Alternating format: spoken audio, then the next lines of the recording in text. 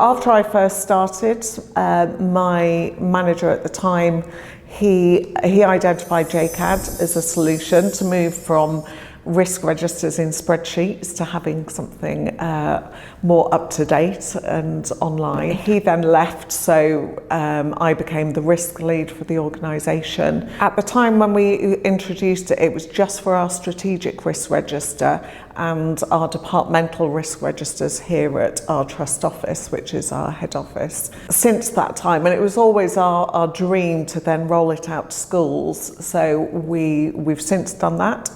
So I can now see all of our school risk registers. We've also got an academy trust, so I can see their risk register as well. So it's all set up in a really coordinated way. All our schools can see each other's.